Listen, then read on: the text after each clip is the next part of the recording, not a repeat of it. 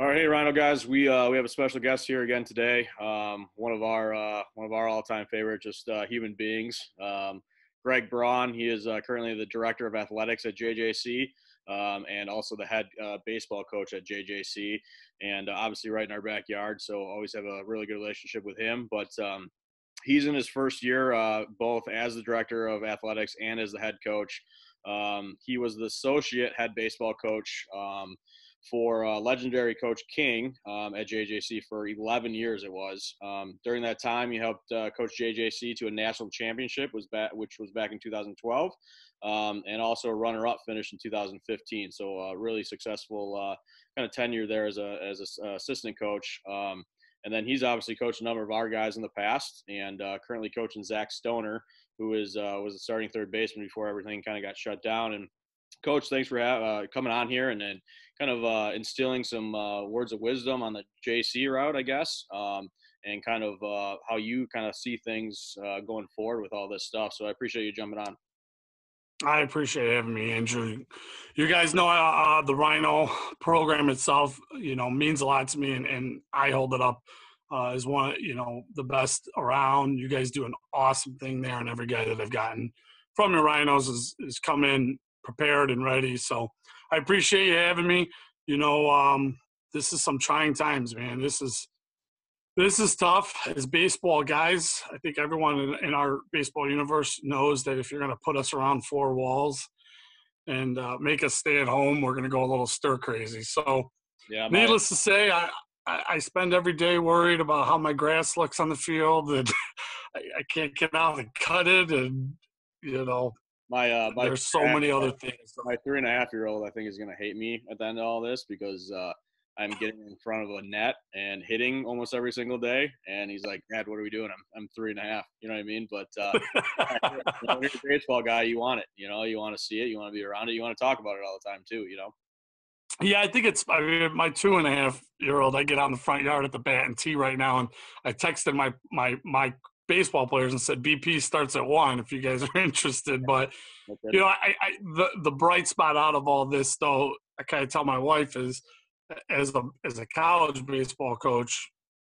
for me to be around during these months is hopefully never going to happen again. So I have my other son that's just turned 8 months, so I'm actually we're watching him crawl a little bit and bonding a little bit more, I guess you could say, because pretty much for these 4 months, usually Daddy's not around a lot, and and that's just the life we chose. But so it's good. I think that's an important point that you just made, though, is trying to take positives really out of any situation that you're in, right? Because anything that you go through in life, there's going to be downtimes, there's going to be negatives. If you can try and turn it into a positive, I think it's going to help you get through times like this. And I think that's what players have to do right now too, and see the positives out of it, that they can spend time with family. They can kind of work out on their own and do all these different things that maybe they couldn't do in the past. Yeah, I'm in the I'm talking to a lot of my guys via Zoom or FaceTime, and I keep reminding them that they're not in this alone, because every single baseball player, down to the high school rankings and everything's dealing with this. And boy, if you would have told me my first year as head coach would go like this, I probably would have told you you're nuts. I sat in in the hotel hallway with my whole team, trying to literally 2 hours, every 2 hours, just trying to talk to them about what's going on. And so hard. It was so hard. And the thing also is, there's a lot of times I can call Coach King or get some words of wisdom. And this is one that's not in the playbook. There's nothing in the coach's manual or the athletic director's manual regarding this. So it's been trying, but we're getting through it. I think at some point there will be a light at the end of the tunnel, but it's tough right now. There's no way of really, you want to say, hey, it's okay, but it's hard, and it broke my heart as well as my players. But we'll learn, and maybe it makes us even more hungry next year. Yeah, speaking of players, how's our guy Zach Stoner doing? One of our favorite guys, and I think has done pretty well for you. Just off the few games that you guys played, but how's he doing? He's been great. He's one of the first guys I think I even reached out to during this time and things like that, just because even as a freshman, his leadership abilities are just they're so important to us, and he's going to be such an important factor in our program. But he came in right away. I talk about wanting work ethic and guys that want it. When I took over the program, we stressed grit and guys that we got to believe in this and believe that we can get back to where Joliet has been in the past. So Stoner's one of those guys. Zach he's unbelievable. He's out there every day.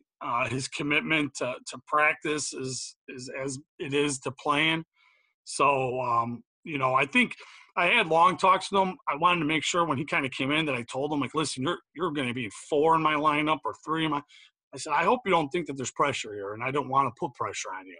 Right. And, I made sure that we had a little one-on-one talk about that because as a freshman, it could be, someone that didn't have a lot of playing time his senior year, and then you're jumping into college baseball and seeing college pitching. But he's handled it all with stride.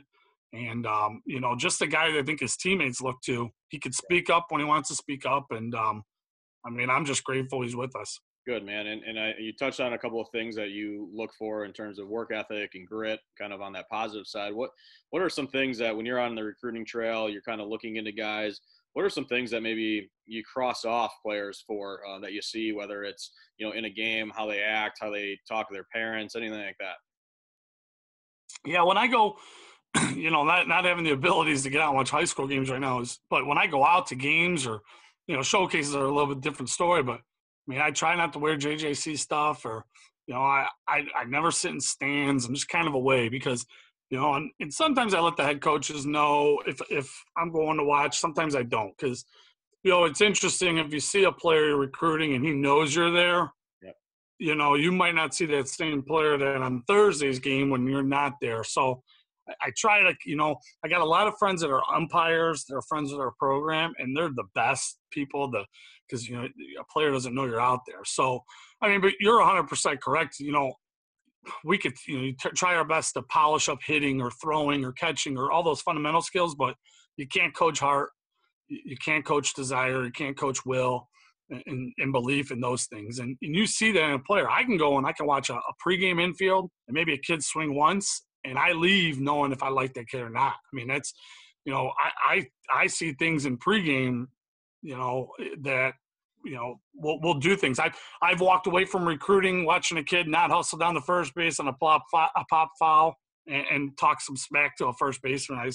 I told the coach, I said, we don't need those guys in our program. So, as much as it is and the talents that you do on the field, you have to know that what you do in the dugout and what you do as a teammate, the 2 questions I always ask high school coaches or guys in your organizations is how is he on the field? And then it's just how is he off the field? Right. I think that, the majority of my guys that come through my program are not going to end up playing in the major leagues. The majority are going to end up being husbands and fathers and working men and things like that. And I think that is, we want to win national championships and things, but making them better men and teaching them little things off the field too is important. Yeah, I think we've kind of gone through that same process as a travel program. We try and talk to as many players and tryouts and things like that just to get a vibe of how they are, and how they talk to us in a yes or no sir type manner. And, we'll weed those guys out. We don't want any issues either. It could be the best player in the world. And if he's a huge head case, then it's not worth it.